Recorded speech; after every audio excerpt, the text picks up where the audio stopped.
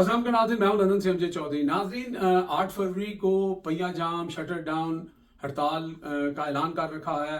पूरे यूरोप के अंदर, अमेरिका के अंदर भी कॉल्स आई हुई हैं, पाकिस्तान में भी तैयारी हो रही हैं। लेकिन पीपल्स पीटीआई की जो अंदर की लड़ाई है, या पीटीआई के जो कुछ बीच में ऐसे किरदार हैं कि वो जब भी इस तरह का एहतजाज होता है तो कुछ लोग ऐसे आ जाते हैं बीच में कि जो अपनी ज़ात की लड़ाई लड़ना शुरू कर देते हैं, या अपने कोई उनके गोल्स होते हैं, या फिर वो जेन्युइन भी हो सकती हैं। हम किसी के ऊपर डायरेक्ट इल्ज़ाम नहीं लगा रहे, लेकिन अभी फ़िलहाल यहाँ पर जो सजाद बरकी हैं अमेरिका से, जिनको इमरान खान ने जिम्मेदारी दी हुई है, वो इंचार्ज हैं पूरी दुनिया के अंदर बाहर, जहाँ भी जो भी पीटीआई के चैप्टर्स हैं, जो ऑर्गेनाइजेशन है, उसको वो डील करते हैं। उनके साथ वो जो है उनको अपने तरीके से चीज़ों को जो है मैनेज करने का कहते हैं। तो यहाँ पर उनकी मुखालफत पिछले कुछ अरसे से हो रही है, और वो यूके के अंदर बेस्ड कुछ लोग जो हैं वो भी इसमें जो है वो कार फरमा हैं, वो भी ये बात कर रहे हैं। अब उनके जो इतराज़ात हैं, जो इल्ज़ामात हैं, वो कितने जेन्युइन हैं या नहीं हैं। उनको प्लेटफॉर्म मिला आदिल राजा का। यहाँ पे एक वकील हैं जो पीटीआई के इंफॉर्मेशन सेक्रेटरी भी पहले रह चुके हैं, गलबन गयास शेख उनका नाम है। उन्होंने आके अपने तहफ़्फ़ुज़ात का इजहार किया आदिल राजा के प्रोग्राम में, और कुछ इल्ज़ामात मुबैना तौर पर जो हैं वो सजाद बरकी के ऊपर लगाए। अब ये सारा एपिसोड जो है वहाँ पे चला, जिसके बाद सजाद बरकी साहब की एक वीडियो भी आई जिसमें उन्होंने कहा कि भाई कुछ लोग यहाँ पे साजिश कर रहे हैं कि 8 फरवरी को 10 डाउनिंग स्ट्रीट के सामने कोई एहतजाज नहीं हो रहा, ये सब झूठ है, ये बकवास है। और उन्होंने सारी जगहों का एहतजाज के बारे में बताया। फिर आदिल राजा ने उनको भी ऑफर किया कि आप आए मेरे अपने प्लेटफॉर्म के ऊपर और आप अपना मौक़िफ़ दें। तो उन्होंने कहा कि ओबियसली हमारी पार्टी पॉलिसी के मुताबिक चीज़ें हैं, तो मैं शायद आपके प्लेटफॉर्म पे नहीं आ सकता। फिर उन्होंने अपनी रिकॉर्डिंग भेजी, वो रिकॉर्डिंग हम आपको चल के आगे ज़रूर सुनाएंगे। लेकिन जहाँ तक पीटीआई के यूके के अंदर जो चैप्टर्स हैं, जो बर्मिंघम में है, मैनचेस्टर में है, लंदन में है, दीगर जगहों पे हैं, इनकी ये दिंगा मुश्ती, ये लड़ाइयाँ आपस की जो हैं जारी रहती हैं। क्योंकि यहाँ पे कुछ लोग ऐसे भी हैं इस जमात के अंदर जो अपनी एक ईंट की मस्जिद बनाना चाहते हैं, जो प्रोजेक्शन चाहते हैं, जो चाहते हैं कि मेरा नाम हो, मेरा नाम हो। खैर, अगर आप कहा जाए तो ये तमाम जमातों में ऐसा होता है, एक दूसरे की लेग पुलिंग भी होती है। लेकिन चूंकि कॉज बहुत बड़ा है, इमरान खान इतने बड़े कॉज के लिए पिछले 2.5 साल से जेल में हैं, इस चीज़ का इनको एहसास नहीं होता। बीइंग ए जर्नलिस्ट, मैंने बहुत दफ़ा लोगों से बात भी की, समझाने की कोशिश भी की। मैं कभी पार्टी नहीं बना, और मैं किसी के ऊपर डायरेक्ट या इनडायरेक्टली इल्ज़ाम नहीं लगा रहा, लेकिन मैं बहुत सारी चीज़ों का विटनेस हूँ। इल्ज़ाम ये लगाया जाता है कि फ़लाना जो है वो जनाब इस वक्त जो है वो एजेंसियों के हाथों में खेल रहा है, वो उसकी बात मान रहा है, वो उसकी बात नहीं मान रहा। यहाँ तक भी है, मैं जानता हूँ कि यहाँ पे नून लीग के जो सरकर्दा लोग हैं, उनके बड़े रवाबित हैं पीटीआई के उन लोगों से। और जब एहतजाज की कॉल होती है तो मोस्टली मैंने देखा है कि पिछले 2-2.5 साल से पीटीआई ने इटसेल्फ कभी भी जो है वो नवाज शरीफ साहब के घर के बाहर जाके एहतजाज नहीं किया। वो एक्टिविस्ट शियान अली हैं या दीगर कुछ और लोग हैं जो वहाँ पे जाके एहतजाज करते हैं जब भी मरियम नवाज शरीफ आती हैं या नवाज शरीफ आता है। बहरहाल ये जो पार्टी पॉलिसी भी हो सकती है, क्योंकि ओबियसली कोई भी पार्टी नहीं कहती कि आप किसी के घर के बाहर जाके एहतजाज करें, ये मुनासिब भी नहीं लगता। लेकिन क्योंकि शियान अली जो है वो पीटीआई का हिस्सा नहीं है, वो हमेशा बरहमला ये कहते हैं कि भाई मैं एक एक्टिविस्ट हूँ और मैं आज़ाद हूँ, मैं जो समझूंगा मैं वो करूँगा, और वो करते हैं। अब ये सारा जो गयास शेख साहब हैं, उन्होंने तो दबे लफ्ज़ों में कहा कि जो सजाद बरकी हैं वो ग्रुपिंग करते हैं, और वो एक ग्रुप को जो है, आउटसाइडर ग्रुप को जो है वो सपोर्ट कर रहे थे पीटीआई की जो यहाँ पे जो चैप्टर्स हैं उनके ऊपर। तो उन्होंने नाम नहीं लिया, लेकिन आज सजाद बरकी ने नाम वो लिया, और उन्होंने कहा कि वो ये जो बात कर रहे हैं वो शियान अली के बारे में बात कर रहे हैं। अब ये जो वाकया है इसका मैं विटनेस हूँ, और विटनेस इस तरह हूँ कि मैंने इसके ऊपर शियान अली का इंटरव्यू अलहदा किया। उसके बाद सजाद बरकी साहब जब यहाँ पे यूके में आए हुए थे, उस दिन वो इंटरव्यू मैंने भी किया। उनके साथ जो स्टेज पर के बाहर जो बदतमीजी हुई वो भी मैंने कवर किया।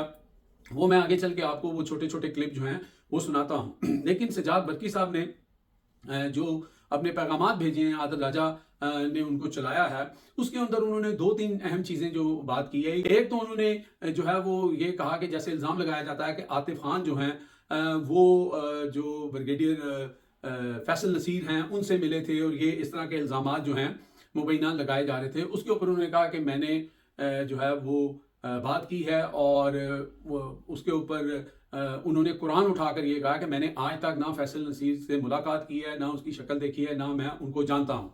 तो ये बात तो उन्होंने ऐसे खत्म कर दी है। मैं सुना भी देता हूँ, आप सुन लें। मैं करना तो नहीं चाहता था, लेकिन आज मैं इसको एड्रेस कर ही देता हूँ इस बात को। कल नाम लिया गया आतिफ खान का, और मैं क्यों ये कह रहा हूँ, क्योंकि आतिफ खान मेरे साथ ह्यूस्टन में होते हैं, काम करते हैं, और वो 25 साल से पीटीआई के लिए काम कर रहे हैं।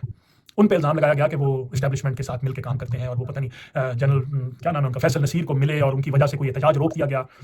मैंने कल आतिफ खान से ये बात की, और आतिफ खान ने कल कुरान शरीफ पे हाथ रख के ये हल्फ उठाया कि मैं आज तक ना कभी जनरल फैसल नसीर से मिला हूं, और ना मैंने आज तक कभी उसकी शक्ल देखी है अपने सामने।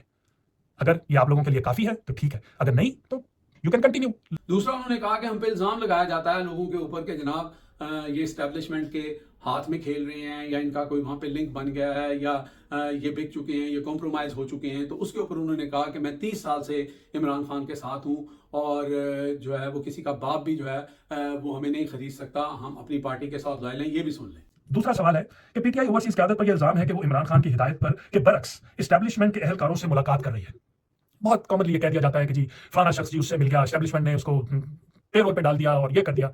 देखें, मुझे इमरान खान साहब ने ये पोजीशन दी है, मुझे इमरान खान साहब के साथ काम करते हुए 30 साल से ज्यादा हो गए हैं। मेरी एक लॉयल्टी है उनके साथ, अपनी पार्टी के साथ। कोई एस्टैब्लिशमेंट, कोई माँ का लाल सजाद बर्की को खरीद नहीं सकता। और मैं आपको यकीन दिलाता हूं कि जो हमारे यहाँ पे ऑफिस बेयरर्स हैं, जो काम कर रहे हैं पीटीआई के, वो बेचारे पिछले 3 साल से पाकिस्तान जा नहीं सके। आखिर में हम आपको वो वीडियो दिखाएंगे जो उन्होंने शान अली के बारे में कही कि यहाँ पे मुझे मुबैना तौर पर गयास शेख साहब ने मैसेज किया कि आप शान अली को जो है वो ओहदा देना चाहते हैं, या उनको पीटीआई के अंदर शामिल करना चाहते हैं, आप ग्रुपिंग कर रहे हैं। तो जिसके ऊपर उन्होंने कहा, और कहा कि भाई ये शान अली से मुलाकात करते हैं, उनकी वालदा से मुलाकात की है। उसके ऊपर जो सजाद बर्की साहब ने कहा वो तो मैं आके आपको इस वीडियो के फौरन बाद सुनाऊंगा, लेकिन मैं आपको वो 2 क्लिप दिखाना चाहता हूं जो तकरीबन 1.5 साल पहले मैंने उनका इंटरव्यू किया था, और इसी इवेंट की बात हो रही है। एक ही दफा सजाद बर्की साहब यहाँ पर शान अली को ऑन द स्पॉट मिले थे, और चूंकि शान अली काफी एक्टिव भी हैं, फेमस भी हैं, लोग उनके इर्द गिर्द थे, वो भी उनको एडमायर करते थे। तो वो उनको कहते कि आप बाहर खड़े होके, लोग मजमा था वहां पे, वो स्पीच कर रहे थे, उन्होंने कहा आप मेरे साथ आएं, आपको मैं स्टेज पे लेके चलता हूं। तो उसने कहा कि नहीं, क्योंकि यहाँ पे ये आपस में ये चीज चल रही थी कि शान अली को स्टेज नहीं देना। तो फिर उन्होंने कहा कि मैं बात करता हूँ, कोई ऐसी बात नहीं, आप मेरे साथ हो। शान का हाथ पकड़ के उनको स्टेज के पीछे लेके गए, फिर वहां पे बदमजगी हुई और उनके साथ बदतमीजी की गई, वो नाराज भी हो गए और उनकी बात नहीं मानी गई। लेकिन शान ने फिर भी उनका शुक्रिया अदा किया कि आपने ये एफर्ट किया है। ये 2 क्लिप हैं, पहले ये देख लें, फिर आपको बताते हैं कि सजाद बर्की ने शान और उनकी वालदा के बारे में क्या कहा है। ये जरा सुन लें पहले 2 क्लिप, और फिर आखिर में वो भी देखें। आप आपस में यहाँ लड़ाई ना करें, एक ग्रुप होके बने।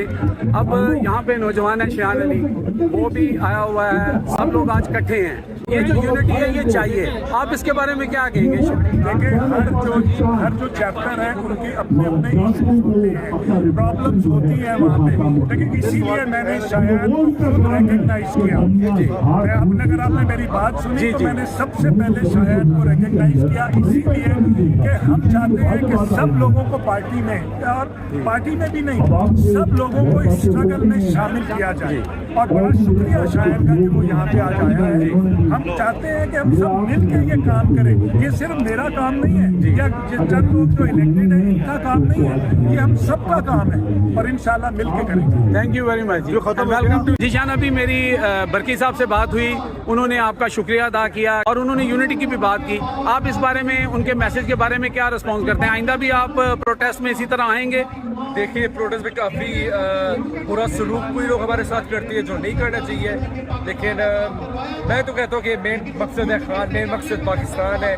तो जब तक हम पाकिस्तान और इमरान खान को हेल्प कर सकते हैं हम तो करेंगे। Very good. और तो देखिए अमजद साहब, ऐसे तो जो पोलिंग स्टेशन होता है वो तो बोले कि नहीं मेंबरशिप कार्ड तो खाओ वरना वोट नहीं डाल सकते हो जी। पार्टी को तो हर बंदा चाहिए होता है जी। मैं एक यूके नेशनल हूँ, मैं यूके स्टूडेंट हूँ, मैं अगर इमरान खान को सपोर्ट कर रहा हूँ, इनकी पार्टी को खुश होना चाहिए कि यूके नेशनल को सपोर्ट कर रहे हैं। तो शायद उनको डर है कि कल आप इलेक्शन में खड़े हो गए तो उनको मसला होगा। कोई ज्यादा फायदा नहीं चाहिए, मैं सियासी वर्कर नहीं हूँ, मैं एक्टिविस्ट हूँ। एक्टिविस्ट इसलिए कहता हूँ क्योंकि मुझे सियासी फायदा नहीं चाहिए। मैं खान के लिए करता हूँ क्योंकि खान एक नया पाकिस्तान बना रहा है, और वो नया पाकिस्तान एक बेहतर पाकिस्तान है। बस एंड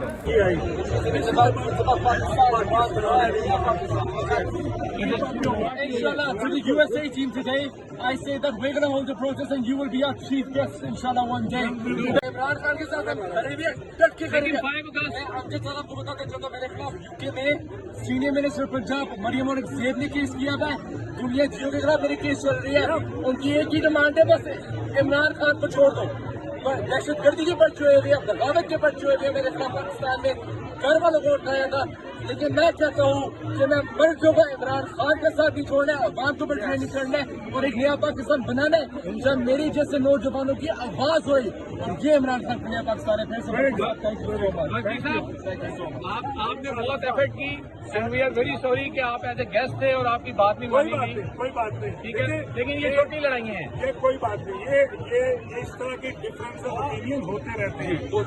आज इम्पोर्टेंट चीज ये है कि यहाँ पे कितने पाकिस्तानी बाहर निकले और मूवमेंट की बातें बाहर निकले। इमरान खान ये साहब जो हैं शेख रियाज साहब, पिछले साल हमने जब मैं और आतिफ भी गए थे वहाँ पे, हम लंदन में थे 10 डाउनिंग स्ट्रीट पे, वहाँ पे एक एहतजाज हुआ था।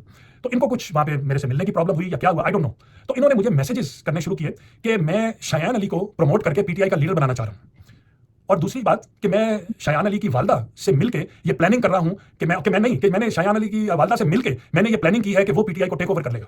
जब उन्होंने मुझे ये मैसेज किए तो मैंने उनको बड़ी पोलाइटली समझाया कि देखें ये बिल्कुल पटवारियों वाली बात है, ऐसे मत कीजिए। मैं शायान अली को जिंदगी में एक दफा मिला हूं और वो उसी प्रोटेस्ट में एट 10 डाउनिंग स्ट्रीट, उनकी वालदा से आज तक, और मैं आज की बात कर रहा हूं, आज तक मैं कभी नहीं मिला। आई डोंट नो हर। और ये आप इल्जाम इस तरह के मत लगाएं।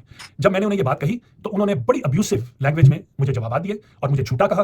और क्या मैं अगर आई विश कि मैं वो मैसेज दिल तो चाहता था कि पढ़ के आपको सुनाई दूं। जी नाज़रीन, आपने वो पुराने क्लिप भी देखे, उसके अंदर एग्जैक्टली जो हुआ था वो हमने आपको दिखा दिया, और जो आपने सजाद बरकी साहब का स्टेटमेंट सुना है वो भी आपने सुन लिया। तो ये साबित होता है कि सजाद बरकी जो है वो बिल्कुल सच बात कर रहे हैं, वो गलत बात नहीं कर रहे हैं। उनके कंधों के ऊपर बहुत बड़ी जिम्मेदारी है। वो 30 साल से पीटीआई का हिस्सा हैं, वो इमरान खान के अजीज भी हैं। और चूंकि यहाँ पर मैंने जैसे आपको कहा कि हर बंदा चाहता है कि उसको कोई ओहदा मिल जाए या इसको ना मिले। अब यहाँ पे आईएसएफ जो है उसने भी एहतजाज करना शुरू किया है, उसके ऊपर जो पीटीआई के चैप्टर्स हैं वो नाराज हैं। वो मुझे यहाँ तक भी पता लगा है कि ऐसी धमकियां भी दी गई हैं कि भाई अब आप जो फंड इकट्ठा करना है वो आईएसएफ से इकट्ठा करें, आप उन्हीं को कहें हम फंड नहीं इकट्ठा करेंगे, हम जो है मेंबर्स बनाते हैं, हम सारा करते हैं और आप इधर की साइड ले रहे हैं। इस वक्त मसला फंड का या साइड लेने का नहीं है, इस वक्त मसला ये है कि एक जुट होकर किस तरह हम इमरान खान के लिए जो है वो एक इम्पैक्ट क्रिएट कर सकें। यही गालबन सजाद बरकी साहब की सोच भी होगी। लेकिन चूंकि यहाँ पर मैंने जैसे आपको बताया कि हर शख्स जो है वो अपनी एक ईंट की मस्जिद बनाने में और अपनी जो है वो वाह करवाने के चक्कर में, यही पाकिस्तान में हाल है, यही यहाँ पे है। तो अनफॉर्चुनेटली इमरान खान जो कुर्बानी दे रहे हैं, जो इस वक्त वो मुसीबतें सह रहे हैं, वो तो अपनी जगह जो है अटल भी हैं और मजबूत भी हैं। लेकिन बाहर जो लोग उनका नाम लेवा हैं, जो बड़ी बड़ी बातें करते हैं, सब लोग नहीं हैं। बहुत लॉयल लोग हैं, वो आपके सामने कभी आए भी नहीं होंगे। खुदा की कसम ऐसे ऐसे यहाँ पे लोग हैं, कोई मजदूर है, कोई कैब ड्राइवर है, कोई कुछ है, वो इतने सिंसियर हैं इमरान खान के साथ, जेब से हर हफ्ते पैसे लगा के लंदन पहुंचते हैं, पोस्टर छपवाते हैं, सारा कुछ करते हैं। उन बेचारों का ना कोई नाम लेता है, ना वो अपना नाम करना चाहते हैं। लेकिन ये नाम निहाल जो ग्रुपिंग यहाँ पे हो रही है, इनका यही शेवा है और ये इसी तरह काम करते हैं। अब तक के लिए इतना ही। देखते रहे मेरा channel hitlist by Amjad Chaudhary.